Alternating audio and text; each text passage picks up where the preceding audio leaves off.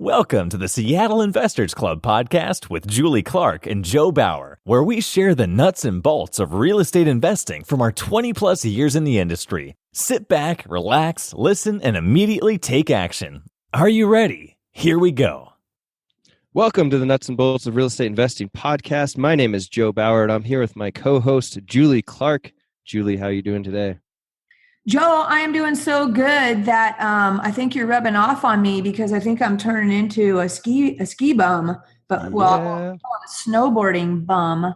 Having so much fun out on the mountain with my kids and my friends that have been joining us out there. If anybody wants to join us, we're at Stevens Pass every Saturday all day. If you want to come hang out with me and my kids and everybody else that tags along, I would love to do that. Some good bonding happening out on the mountain with some of our SIC and my VIP folks. So I know you're somewhere cool. Tell us where you're at today. Oh man, I wish I was at Stevens Pass with you, but we're over in Park City, Utah, and we've got 3 days so far at Snowbird, which has been just amazing. Like the people around here will ask us, "Oh, how's the snow?" And we'll tell them, well, we're from the Pacific Northwest, so this may not be a good day to you, but it's fantastic to us. Right. So what's the snow like there? Is it powder? Is it light? Is it? Oh yeah, like light and fluffy. I mean, we had a huge powder day a few days ago here, and I think that was like maybe 13 or 14 inches, something like that overnight. And usually, as you know, in the Pacific Northwest, you need to keep your board up above the snow. If you drop underneath, unless it's super cold out, you're probably going to, catch some of that heavy powder. And here you can just ride underneath the snow and it doesn't matter. And you never feel the powder. Wow. Jealous. What pass is that? Which pass is that you got? Oh, we got the Icon. Icon Pass covers Utah? It covers, so there's a lot of different places. So like, it's kind of a mixed bag. So we've got a handful in Utah. We've got a handful in Colorado. We've got Crystal up north where you're at. Nice. Do you have Whistler. Epic? We got the Epic. So we got Whistler. Yeah. So anybody that wants to come visit me in Whistler, I'll be in Whistler mid-February. If anybody wants to come hang for a little less than a week, but some good times up there, hit me up. Hit me up at julie@seattleInvestorsClub.com if you want to connect with me in Whistler mid-February. That'd be fun. Just trying to hang out with our friends, right? Enough of this real estate stuff. Let's just hang out and have some fun. But since it is a Tuesday and it is podcast day and it is SIC meetup day, let's do it because we have a great and exciting guest with us today, a topic we haven't covered yet, which is all about credit repair, and all that stuff. So we're going to jump into it today. And who we have with us today is our new friend, Joseph Kidworth. And he is president and CEO at the Kidworth Group and Associates, LLC, which is a nationwide credit counselor. His firm provides consumers with assistance in credit auditing, finance coaching, bankruptcy, foreclosure defense, and settling debts. I guess you can think of Joseph's firm as the Credit FBI. I pulled that right off his website, so I thought that sounded super cool. And I'll tell you, his mission is simple, pulling it right off his website. We help our clients audit these companies by conducting a complete and thorough forensic audit using federal and state laws to help restore you or your client's credit so they will qualify for home and car loans, among many other things, and be able to regain their financial freedom, which we all love, the old FF, financial freedom, for ourselves. And we're in the business of helping people. And so this is a crossover for us today. We can help ourselves and we can help the sellers that we're talking to or the clients that we have as we're running our real estate business. The cool part is Joseph has also done a lot of work with the Symes Law Group in downtown Seattle.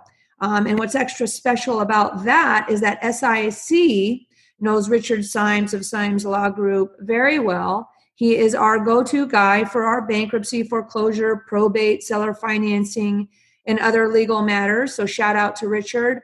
And Richard is also a broker in my private broker coaching community called the VIP Education Community. If you guys want to learn more about that and how you can get involved in that, hit me up at julie@seattleinvestorsclub.com. But so we have kind of a nice little triple J action today with Joseph, Julie, and Joe Bauer, which I think Joseph Kidworth pointed out is good luck, since all good things happen in threes. So Joseph Kidworth, welcome. Well, thank you for having me. I appreciate your time. And you technically, when you read the company mission statement, you just talk about pretty much everything. So we can call it quit now.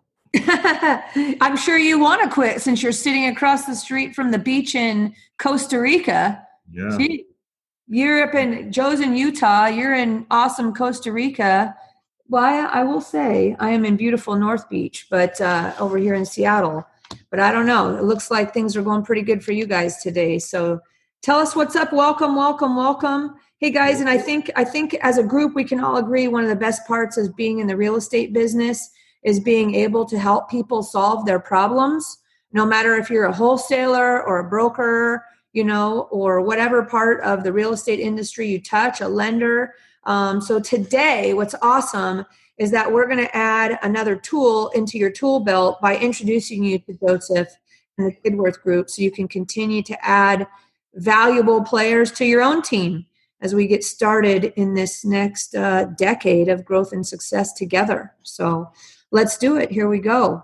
We're going to jump into it, and Joe Bauer will kick us off. Yeah, Joseph, first question for all of our guests is to go back in time and let us know how you grew up, where you grew up, and how that led you to where you are today. Well, we're going to need a beer for that. Wait, let me go get mine. I'll go. Yeah, hold on a second. We'll ship one too. For some reason, Troy Fisher, if you're listening, I'm thinking I have like a Cispaco Imperial in front of me right now. Costa Rican beer. I grew up overseas. Many things. Many people ask me where I'm from because I have a really funny accent.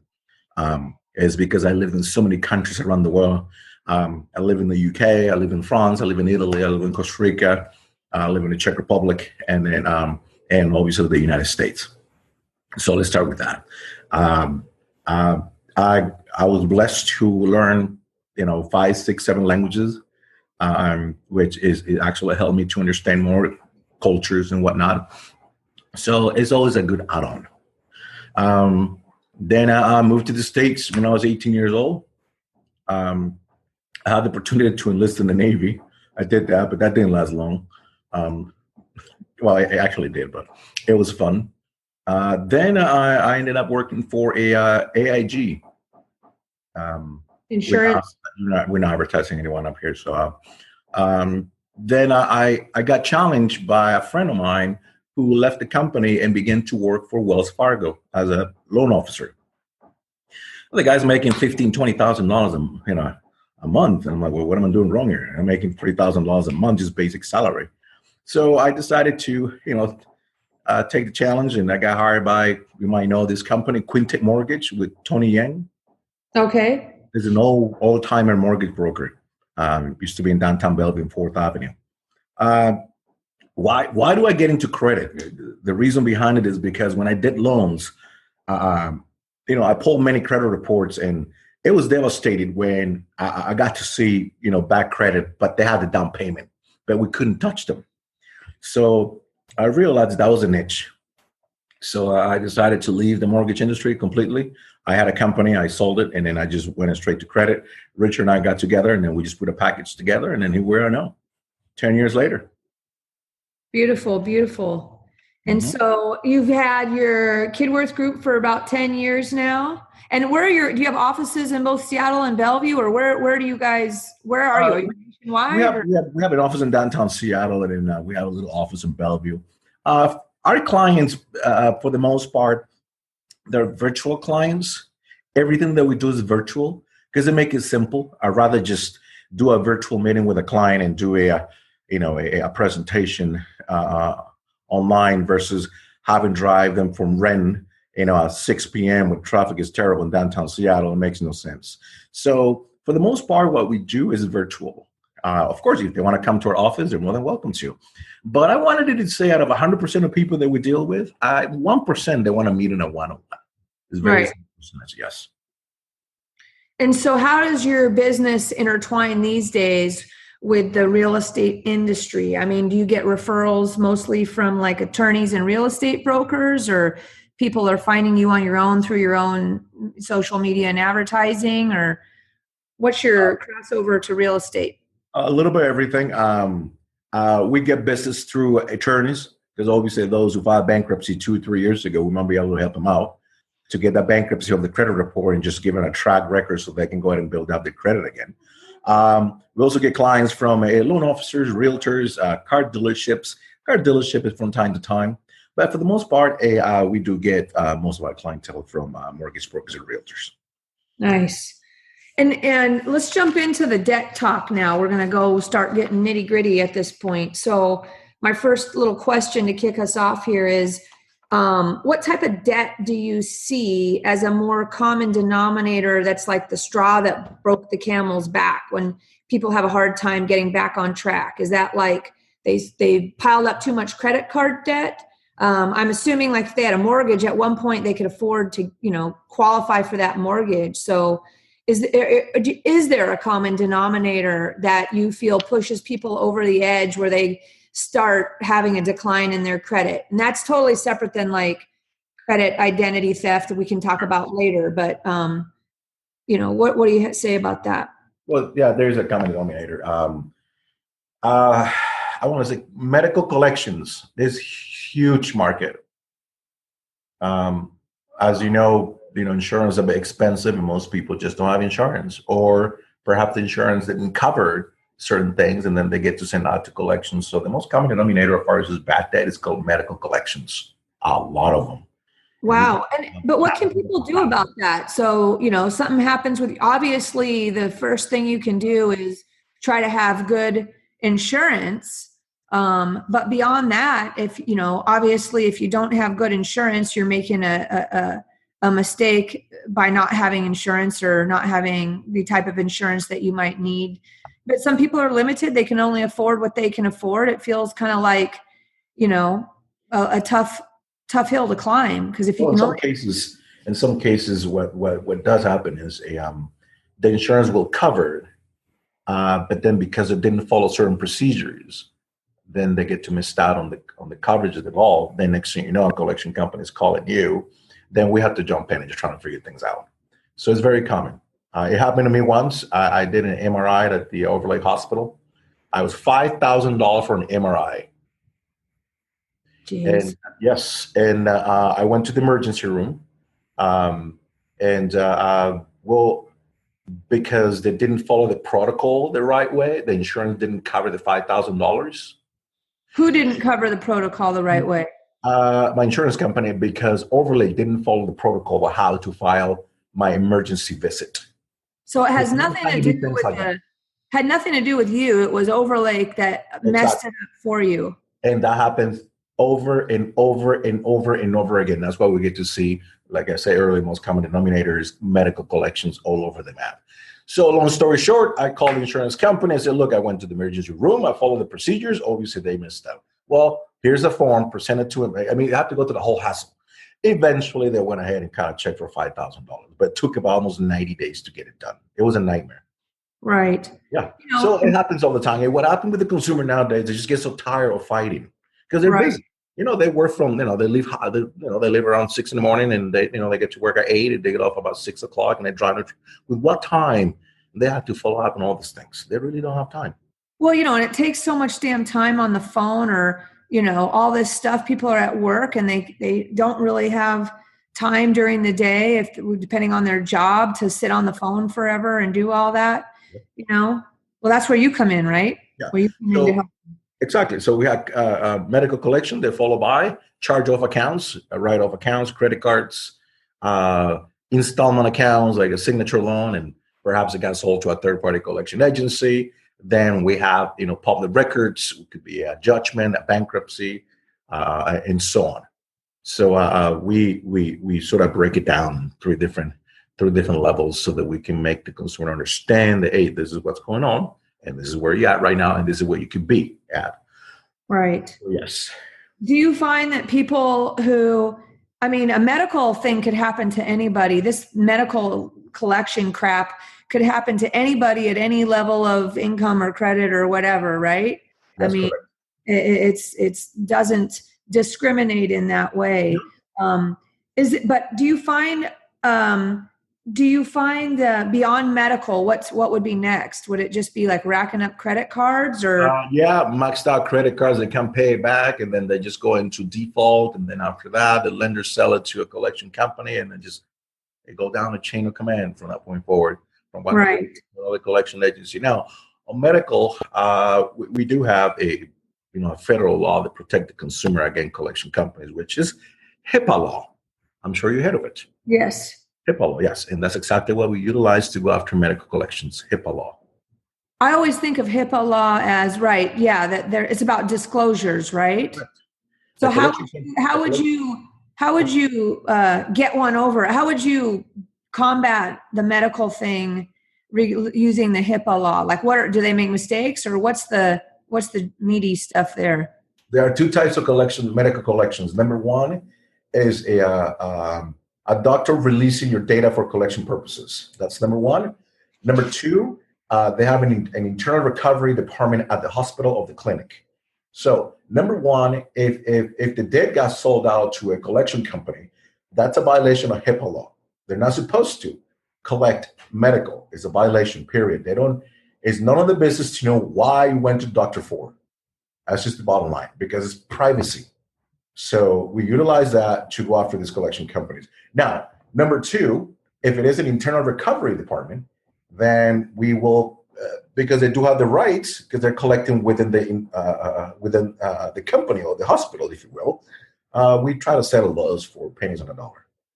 Yeah, because those are legitimate, and then we cannot go after them because they're collecting internally, which they're completely fine to do that.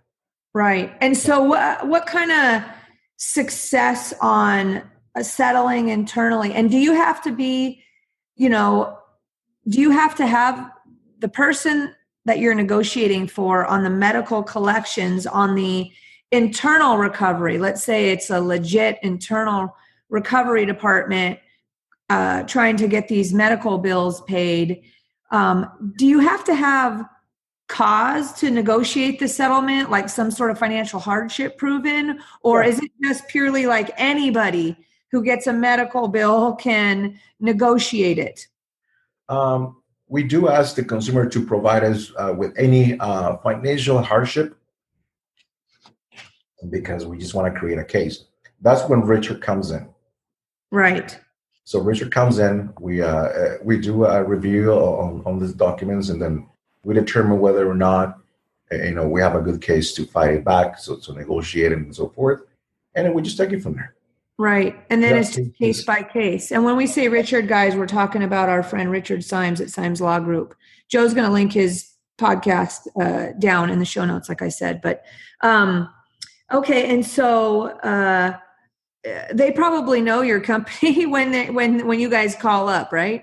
Yeah. It's like, oh, here's Joseph, or somebody's on your team. They're, I got a good story to tell you about parking tickets. Oh, well, I am the worst parking ticket person on you and I that should be my middle name, Julie Parking Ticket Clark. So lay it on me. I want to hear it. Thank goodness you live in Seattle, not in Philadelphia. They put a boot on you if you pay your parking tickets in Philly. I've seen some boots around here, but really? Yeah. Wow. Down in like Pioneer Square, they put boots on. Trust me, because I got one before. Yeah. I had a client with 142 parking tickets.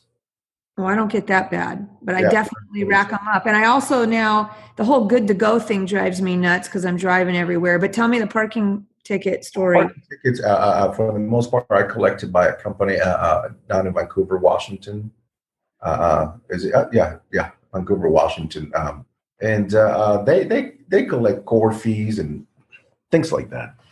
So we deal with this company many times, and I have a friend of mine that used to work there, and he said, Joseph, we what we did, we print out a photo of you and we just put on a dartboard and we start just keep throwing darts at it because you keep getting in case. And I'm like, John, are you serious? Yeah, man. And he sent me a photo. I'm like, that's great. So it appears to me that we made an impression. So every time they see a letter coming from us, they know we mean business. That's great. That creates a lot of credentials. And you can throw darts at me all day long if you want to. That's fine. It doesn't bother me at all. But what does that mean? Just like people have racked up parking tickets or whatever, and how do you? I mean, what hundreds of thousands of dollars on parking tickets, and we have to go and take care of the client and fight this company down in Vancouver, Washington. So for the most part, I want to say out of 100% of cases that we worked on, I want to say 95% are very successful on removing the debt and deleted from the credit report. Well, let's just say I hope I never need to talk to you about that, because I think there's something seems to be oddly strange of somebody racking up $100,000 of parking tickets. How does that happen? I do would like to go back 1 second on the medical part of it. Okay.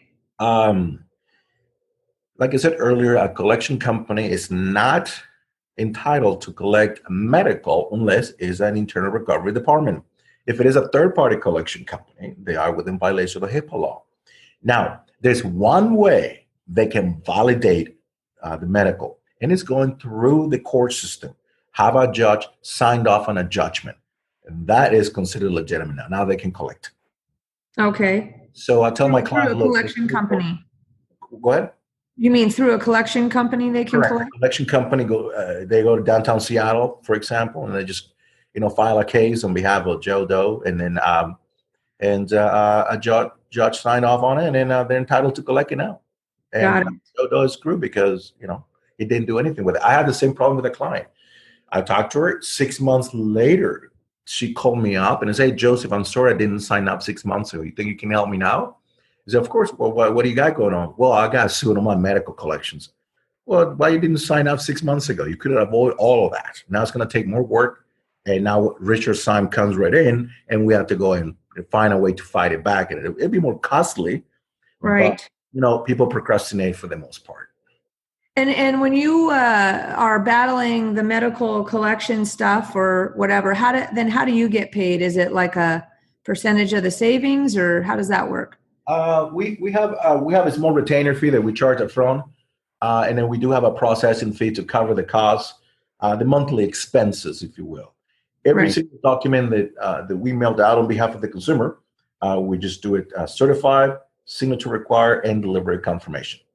The reason we do it this route, in the past, we tried just to do a regular mail, and we got the credit bureau just telling us, "Hey, we never got anything," or the collection company, and we know they did. They're just trying to avoid the whole thing. So we decided to change the process, and now they cannot tell us we never got anything. Right. Yeah. Do you see job loss kicking people into these situations, or not so much? In regards to losing their job because of credit? Yeah, or just getting into credit problems because they've lost their job. Is that a common thing? Or is it? That is part of it. But for the most part, it's just folks that, they're just not responsible, and they're just maxed out. They're beyond their means, right? They maxed out the cards. They're trying to keep up with the Joneses. Right. And then you do have families, a family member passed away, and now they don't have one income, or somebody lost their job, and you have all those cases. But for the most part, it's just folks just being a little bit irresponsible. They just don't, because nobody ever taught us credit at all, even in college. I mean, who taught us about it? Not even in high school. So we kind of have to ask mom and dad, "Hey, how do I establish credit?" Right. Well, we're going to jump into that a little bit later here for sure. So let me ask you, do you, when you're talking to people, do you categorize, your clients into certain levels of, I'll say, quote, trouble? So meaning like, what's the worst, situation to recover from that takes the longest, and which is more like a, oopsie, I better figure this out, and get back on track quickly. What are the extreme ends of like, oh crap, this guy's deep in it, or, what's the common like, oops, oh, I better clean this up type of stuff? Yeah. I had a client that called me up, and She said, "Hey, can you help me out with my credit?" I said, "Sure, I can. Let me go ahead and pull the credit report." And so I did. Well, she filed bankruptcy twice. Yeah. So I'm thinking, when I looked at the credit report, I'm thinking, really? She is literally on the verge to file bankruptcy for the third time, which she tried to do and got denied. Right. I didn't even know you could do it twice, but yeah. Yes. Once again, the lack of education on credit. Right. So that's some of the severe cases. I mean, I have this married couple where they live in not with mom and dad, but mom and dad had an extra house, so they just lived there with the extra house of mom and dad's, and they were just blowing money like crazy. I mean, they were making literally about $375,000 a year between both of them. So they together combined, they had about 168 negative accounts in their credit report. Jeez. And they told me they cannot afford my services. Right. And I'm like, well, let me go ahead and do a financial profile. And sure enough, when I did the financial profile, these folks were blowing money like crazy. At least $6,000 to $7,000 a month in junk, movies, eating out, you name it. Starbucks every day. So people are just irresponsible, But is there how long does it take somebody to recover their credit from a bank? What would be the worst credit situation somebody could have? Would it be a bankruptcy or a foreclosure or what? What's in your eyes? They're all the same. They're considered negative. Now, with the couple that I was talking to, we got them a 70% deletion within 6 months. Wow. Well, So, they and on the those are the people living at mom and dad's house with all the negative. Exactly. Negative. Took them 6 months to get. 6 months, we got 70% deletion ratio on them. Nice. And then they stuck around with us for another 5 months, and then we got them a 90%. And I told them, look, the rest of it is not even hurting your credit anymore. So you're good to go. Right. So yeah. Right. So, but if somebody just files, if somebody has a bankruptcy or a foreclosure versus negative credit card accounts, you're saying it's looked at the same, or is there? Well, when it comes to bankruptcies, is one step. We got to take one more step. And I don't know if you guys ever heard of LexisNexis. Yes. All right. So LexisNexis, they do sell your public records info to all three major credit bureaus. So they literally go to the court and they picked up all your public records and they sell it. So we got to take an extra step and go after them when it comes to bankruptcy or a judgment. Because the court is not affiliated with LexisNexis nor affiliated with the credit bureaus. What does that mean, go after them? Oh, what I mean by that is we have to reach out to them and they have to prove to us that they have the rights to sell the information and reported it legally on the credit report. So for the most part, when we do that, the clients do get a huge packet from LexisNexis and one of the letters stating that these records have been deleted from our database. Then we utilize this information, send it to the credit bureaus, and the bankers will get it removed from the credit report. Nice. Yeah. Now, the other step is if they're not willing to do that, then we'll go ahead and contact the clerk, any clerk, King County or Snohomish County, and we're just talking about Washington State. I mean, we deal with all this stuff, different states. Then we ask them to provide us a document stating that they are not affiliated with any third-party companies, and that's sufficient enough to get a bankruptcy of the credit report. It takes a little bit more extra work, but in the end, it is successful. In some cases, the bureaus, you'd be quite surprised, the bureaus are tough, but having all the documentation is very important. That's when Richard's time comes in. So when we have a case like that, then we put it together, we interview the client, and then we take it from there, whether or not we have to file a lawsuit. Hey guys, it's Julie here with a quick break from the show to discuss an opportunity some of you may have interest in, which is to work more closely with me. On almost a daily basis, I get calls from investors and brokers, both new and experienced, asking me for guidance or advice. I love helping you guys out and it keeps me on my toes too. So with that said, I wanted to let you know that I have a private broker coaching community called the VIP Education Community. And the best part is that it's 100% 100% free. That's right, it's free to join. So, whether you're a traditional broker or a broker investor, my VIP education community offers personalized one-on-one coaching from not just me, but also from my experienced broker friends with expertise in all disciplines of real estate and real estate investing. We'll teach and share our modern marketing strategies, our tech and lead generation resources, plus teach you how to identify or offer up opportunities for yourself or for your clients using techniques such as seller financing, lease options, land entitlement deals, BRRRR investing, flipping, multifamily or commercial coaching, whatever you like. We've got it all covered for you. The future of real estate is changing fast, and to stay in the game, it's time to learn about all the options you can offer your buyer and seller clients, as well as, if you want, learn how to use those skills to grow your own real estate portfolio. If you'd like more details about joining my VIP education community, reach out to me at julie@seattleinvestorsclub.com or text me at 206-910-2985 or just send me a Facebook message. My new favorite phrase is community equals confidence. So let's navigate the future of real estate together. Now, back to the show. So basically what we're handing you guys who are listening today is a team to take care of your needs, your clients' needs, your family's needs.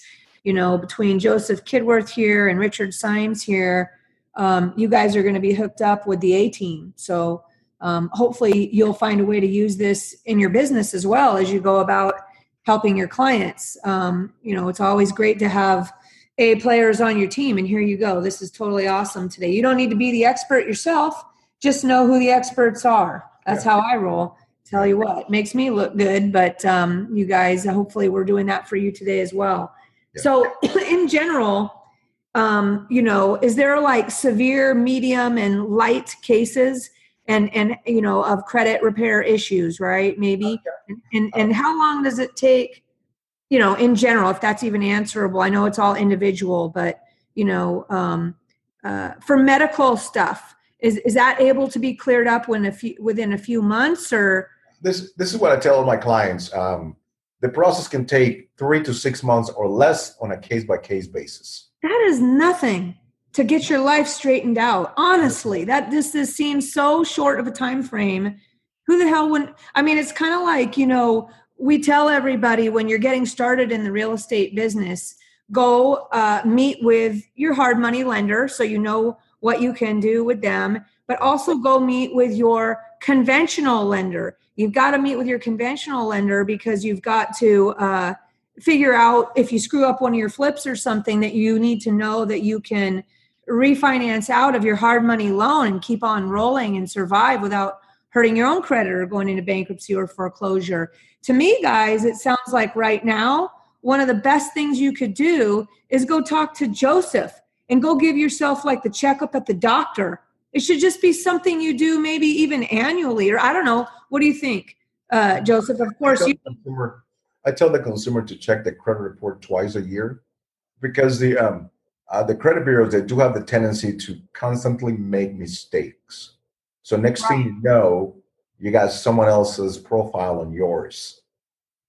Right. So they transpose social security numbers or date of birth or name or address, all kinds of different things.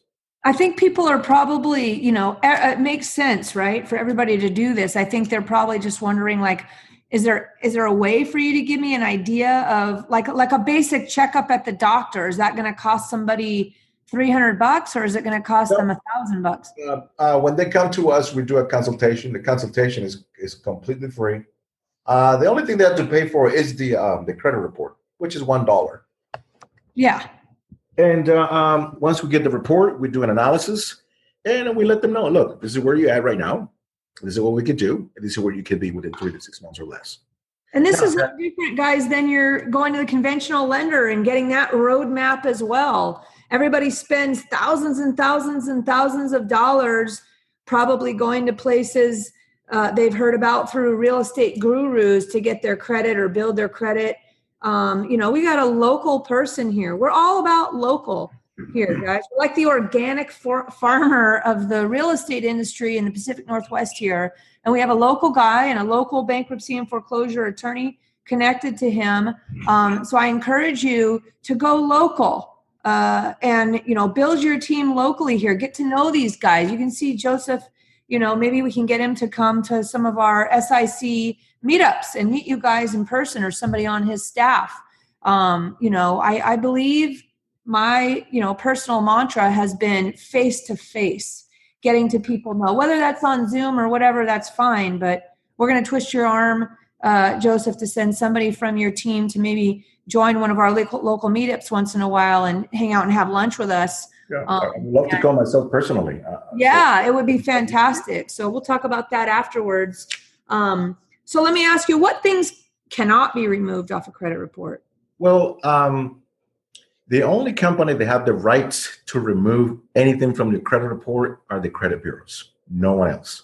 Now, state laws and federal law do state that the consumer have the rights to do an inquiry on the credit report. And if they see some discrepancies, then the bureaus must provide a proper investigation with the findings. And once they do, that will determine whether or not they deleted anything from the credit report or will remain. So anything on the credit report is considered unverifiable. Right. Anything. It could be your car loan, your mortgage, your credit card, anything. A collection company, you name it. It is considered unverifiable. Now, what we do is we just go after these companies to have them produce some kind of document that allow them not only to report, but also allow the consumer to know that the account is legit. Right. And right there is when the whole thing for them fall apart, because they have the tendency to constantly just overturn those documents to a different company or a different company. Right. Company. You know what it reminds me of? I think I remember watching 2020 back in the day, and maybe some people will remember this, when all the foreclosure stuff was going on. And if you said to the bank, show me a copy of my note, they couldn't produce it.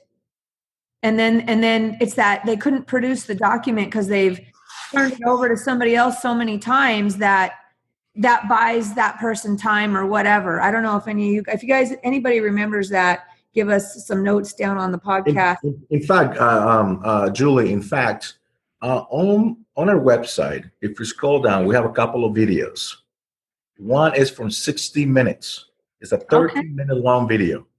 And do talk about what we're just talking about. It is hysterical because they technically make that video for my firm, but they didn't know. Yeah, exactly. Because that's exactly how we do a process.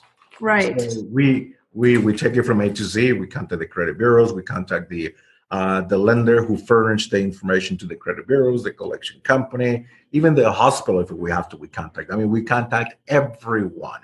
The do reason you ever do you deal with DSHS or whatever on nursing home stuff? What was that?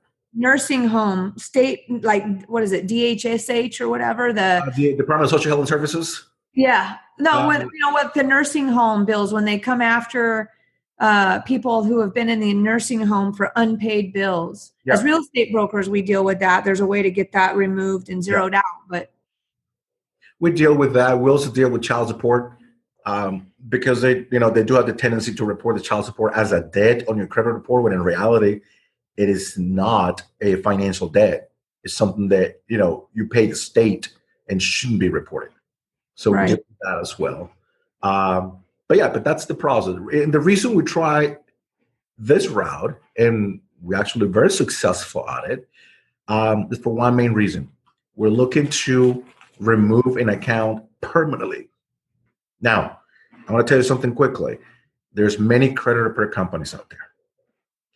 And what they do, they just do a basic work. They just file disputes against the credit bureaus, which is great. But the problem is, if an account gets deleted from the credit report through the bureaus, so what happened to the collection company? The collection company the consumer had, it got removed. But what happened is, because the bureaus deleted it, so the bureaus will notify the collection company that they no longer will take the reporting.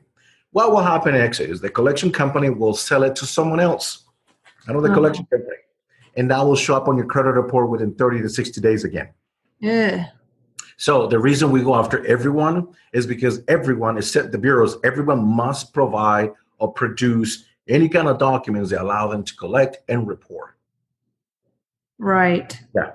We don't have time to just do basic disputes because, yeah, it could be great. It might be deleted for 3 months, but then 3 months later, here it come, all of them all over again under different collection company names.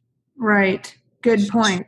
Yeah. Hope you guys are all paying attention to that nugget right there. It really matters who you use, right? So absolutely. You got to make sure that, whether you're using my firm or someone else's firm, they just do, a complete A to Z packet on these clients, because just doing disputes against the bureaus. Yeah, some people tell me, hey, but I'm paying only $57 a month. Well, I'll tell you what, the $57 a month is going to cost you a lot because you're going to be paying that for 2 years. I had a client she was with Lexington Law. Have you guys ever heard of Lexington Law? Nope. Okay, Lexington Law is the largest creditor per company in the nation. That's my target. I want to be bigger than them. Well, maybe we're going to help you do that. Yeah. Do it, absolutely. What they do is they just do bureau disputes. And she was paying $99 for 4 years. 4 years. Right. That's $4,000. And her credit never improved. Right. Right. I think that's funny because real estate investors, sorry guys, I'm going to throw you under the bus again, are cheap asses, right?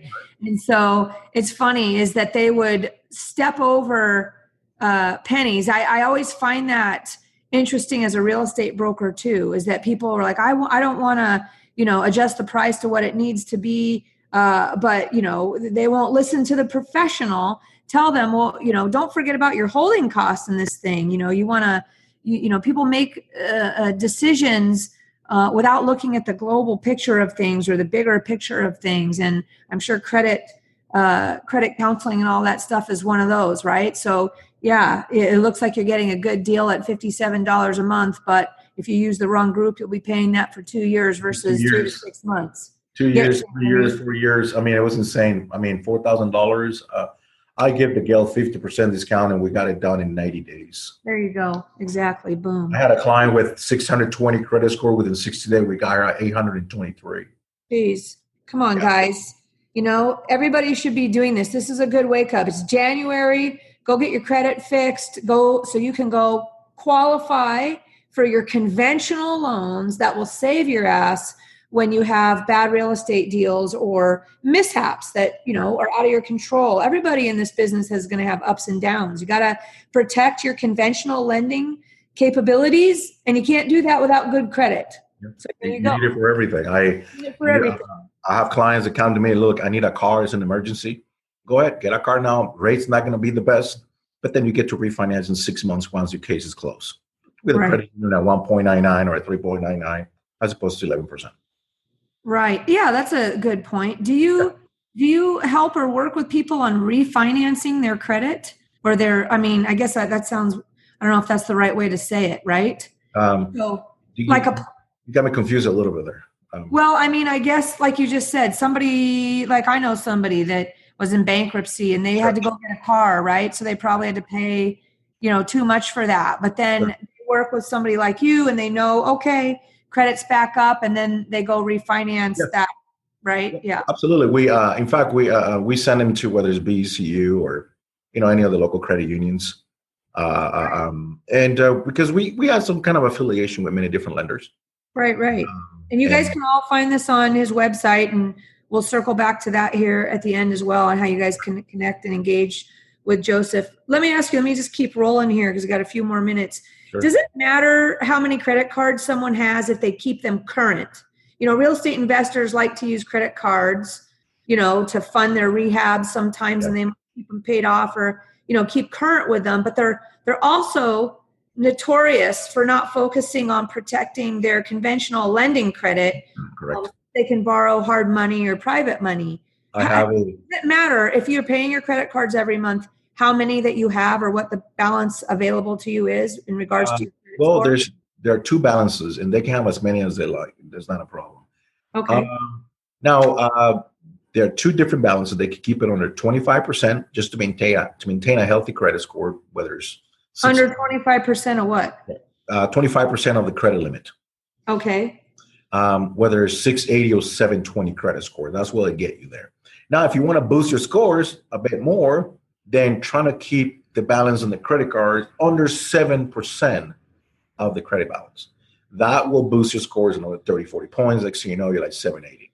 There you go, guys. Look at that little nugget right there. That's something you guys can start on your own today. That's fantastic. So you can have as many as you want. You just need to be strategic about what credit limits that what if you use it, what if you max it out 1 month and pay it off?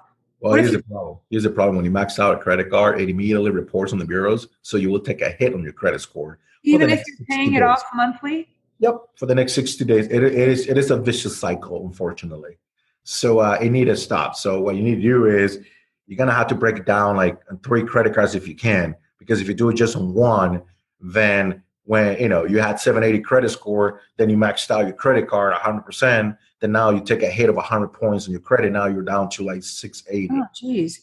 That's something I misunderstood. So even if you're paying it off in full every month, just by using it, you're going to affect your credit. It's going to show up on the report. Once you run that card, it's a data that goes through eOscar. eOscar is an automated system that collectively gather all the payment history and transactions and immediately dispatch it to the bureau's database. So it get reported within 24 to 36 hours. Is there any, this is kind of a weird question, but is there any times of the month that you want to be clean versus working on stuff? I mean, is there like a date of the month that is strategic for us to know about for any reason? Not at all. Not at all. I mean, there's strategically wise speaking, there are different ways to paying your credit card, but not in regards to, hey, is a specific day when I should use it or not? Not really. Well, what is that you just referred to? What's that? Just like your mortgage, for example. I had a client back in the day when I used to do mortgages. I had a client, Rabbi. It was a rabbi from right across the street from the UW. He refinanced his property on a 15-year loan. Then I'll just give us no formula. As you know, Rabbi, you could pay on the 14th this amount and on the 28th this amount. So it's the same exact mortgage payment. It was about $6,000 a month. So we broke it down in $3,000 on the 14th and $3,000 on the 28th. So from 15 years, it went down to 9 years. So he paid off his house in 9 years. Wow. So there's little tricks like that you could do on a car loan as well. Right.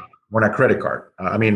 There was a time when I didn't have a car payment for over a year because I was doing the biweekly payment. Right. Yeah. So those are the little nuggets that we can share with the consumer, teach them how to, so that they understand how to utilize credit in general. What do you think somebody should do if they think they might need to file bankruptcy? Is there like a litmus test, or do you say like, hold off, let me give me 3 months to fix you up a little bit, or very simple. Once we do an analysis on the credit report, we'll determine whether or not a bankruptcy is the solution. So once the consumer come to us and we execute a consultation, then we're going to advise them what's best for them. If it is a bankruptcy, then I just talk to Rich or Simon. Hey, Rich, I got a client out here who's perfect candidate for a 7 or a 13, chapter 7 and 13, if you will. If it's a client good for credit, then we'll tell, look, there's no reason for you to file bankruptcy. Here's the motives, or you know what I mean? So we break it down for them so they understand why they're not a good candidate for bankruptcy. Right. Yeah. But at the end of the day, we're going to advise the client what's best for them. Right. Yeah. How about short sales? Do you work with any short sale negotiators here in Washington? I do have a couple of them in Bellevue. Maybe I'll circle back up with you on that, because it's always great to know who some good short sale negotiators are for all of us real estate people. Yeah. I do have I know a few guys in downtown Bellevue that just, focus a lot on short sales and whatnot, but short sales is just it's kind of dying market. I mean, it's really rare when you get to it. Right. For now, but it's, in our crowd, in our real estate investing crowd, we have a lot of people digging out for, even though in Washington, you're not supposed to be looking for the distressed properties of that nature due to our Washington State Distressed Act. But, it does, it's almost hard to avoid it. You're going to run into them. So, okay. Let's go on to Well, let me ask you, and maybe you've already answered this, but I'll touch on it. What is the hardest type of credit issue to deal with from your perspective? When an account went to default within 6 months, those are hard. What do you mean when it went to default? If a client stopped paying an account and is on default over 180 days and they charge the account off, it's still fresh. If we go after the creditor to have him produce any document, I guarantee you they will. Because it's still, a fresh account that recently got charged. Right. So, So they have their ducks lined up after 6 months. Correct. Yeah. So the ideal client is somebody that, had bad debt for over a year and a half. Because for the most part, by then, all this information got switched over to one lender, one collection company, and so forth. But then the first year, the lender had the tendency to maintain the debt in-house. Then they find out they can't collect on it. Then a collection company comes right in and buy the data, and they begin to collect. I used to do collections a little while back ago. Right. Okay. Let's see. What else do I got here? Let's go into the identity theft part. What can we talk about there? How big is your business related to helping people with identity theft, or what should we all be looking for in regards to protecting ourselves from your perspective? Where does it show up? How can we see? From my point of view, the most important thing that a consumer can do now is just either monitor the credit on a monthly basis, just pay $19 a month, or just do it twice a year. Right. Because my identity actually got stolen a few months back. Somebody applied for some furniture store in Texas, and they used Wells Fargo. Well, I got a notification because I do monitor my credit on a monthly basis. So I received a notification that there had been some activity on my TransUnion. I'm like, wait a minute, I'm not applying for any credit. So then I called in and they told me what happened. So I talked to Wells Fargo, and Wells Fargo sent me a letter stating that this account was an identity theft, and they're going to go ahead and remove the inquiry. God. Yeah.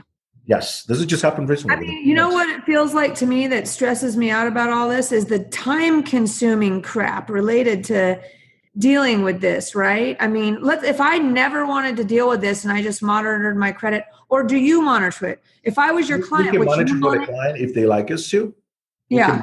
Just pay for the small fee, whatever is $19 or $20, whatever that might be, depends on the plan they pick, just to monitor it. And we monitor it for them. And as long as we have the login credential, we can do that for them. Yes. And if we see any suspicious activity, then we immediately let them know. And then, look, this is what's going on. Right.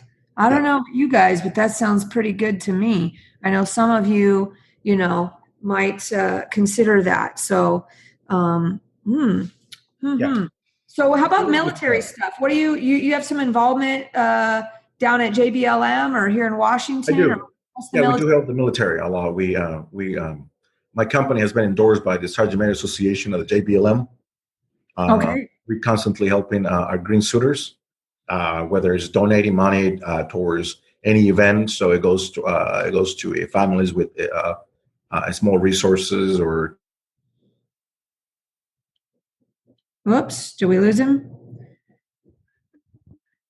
He's still there, but we don't hear him. Maybe he's just taking a long drag sip off his beer. Looking good in Mexico there. Well, hope you guys are finding how awesome this all is and how important. One of the things that we've been focusing here at SIC is to try and put it in your face how important it is to protect your lending capacity on a conventional lending focus. Because yes, you can borrow hard money, and we love certain lending, our hard money preferred lender. But we need to be able to get out of our hard money loans. You can't do that without good credit. So this is sort of like, a doctor's checkup. You should just put this into your normal routine. Like he said, monthly or twice a year, either sign up with Joseph in the Kidworth group or whoever you want to work with, as long as they're the right type of credit counseling company, as he mentioned. We do. As far as the military. Yeah. Just a quick touch because I got disconnected for a second. No problem. As far as the military, any clients that sign up for a program, proceed goes to the Sergeant Major Association, the distributor to those with, short resources. So That's something that we do. And, and the military is a great market for those who, want to tap into it. They do have meetings once a month, and they're welcome civilians to do a presentation on their business. And if they can help and introduce it to the green suitors, they'll do that as well. So what is that? That sounds interesting. What's that meetup, or how do we find out about that? Can you share that with Joe or something after Joe Bauer, after the podcast? Yeah. We could schedule an appointment, and we can. I can talk to Sergeant Mayor Nunez, and he is the president of the Sergeant Mayor Association, and having set up a small presentation for you guys, and we can just drive down to the JBLM and just do your presentation, and give some business cards and brochures, and trying to build a bridge between the JBLM and your business.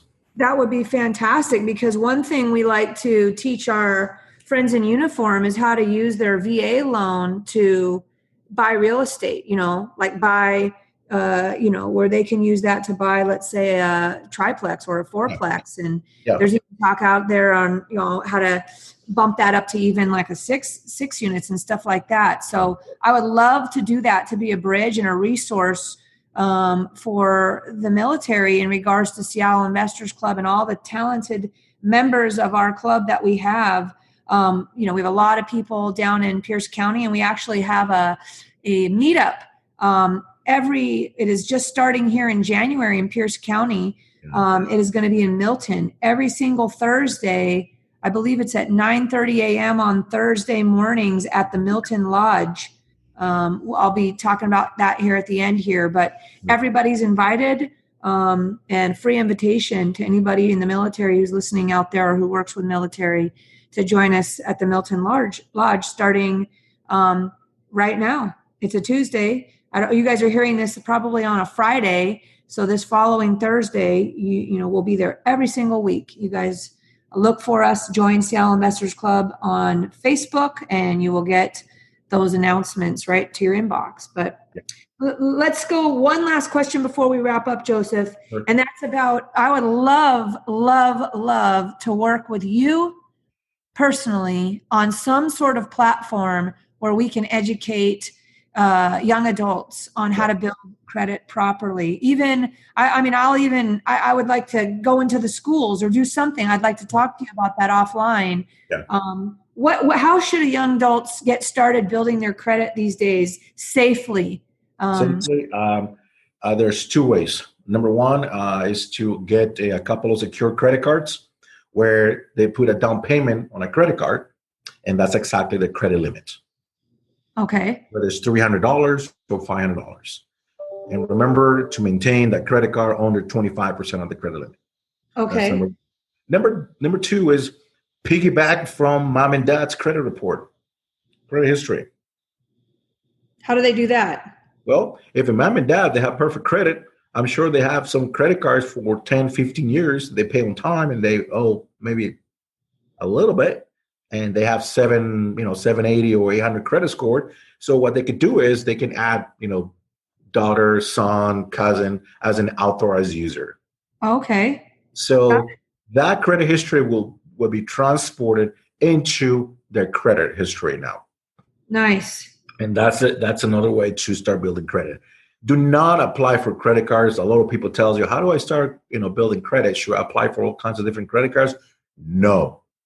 You do a couple of 2 or 3 secured credit cards with Wells Fargo, US Bank, or Bank of America, or Capital One, you name it.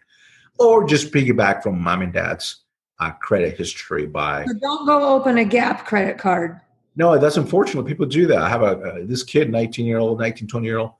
When I look at the credit report, he had about 70 inquiries. Right. It's insane. Now, be careful with inquiries because there's also a ratio on inquiries every 12 months. So what I'm trying to say is you cannot have more than 3 inquiries every 12 months because if you go over that, it's considered high-risk borrower. Okay. Yes. So all good stuff. Keep it under 3. We need to become best friends with Joseph here, guys. So come join us at our weekly meetups. We're going to try and get him to come join us. How about, I noticed on your website, you can, for people that can get credit for paying rent. What does that mean to you? I know what it means to me in the lease option world. when I'm doing a lease option transaction and somebody paying me rent that's going to exercise an option to buy can use that towards their credit maybe. What does that mean to you? The credit bureaus, and when I did loans, especially FHA loans, we had to use a lot of alternative credit, and rent was actually an alternative credit. So Nice. what we did, and we still do, is okay. Well, bring 12 months of canceled checks or anything prove that you pay the rent on time. Then we can go ahead and package it to the bureaus, and it will show up as an alternative credit. And it's another way to build credit through alternative credit. Nice. Well, that is another topic for another day to go a little deep diver on that. So we are going to wrap it up now. This has been fantastic, guys. This is a taste of what you're going to get from Seattle Investors Club and the people that we hang out with. So hopefully here in 2020 and this new decade we just kicked off, you will come hang out with us and join the conversation. And that means a face-to-face conversation because that's how we roll here at Seattle Investors Club. We like the face-to-face. That's why we do it weekly. No topics. We just come and we have an open discussion about whatever comes up with all our resources and our smarty pants friends like Joseph in the room and a lot of the others that you guys have experienced.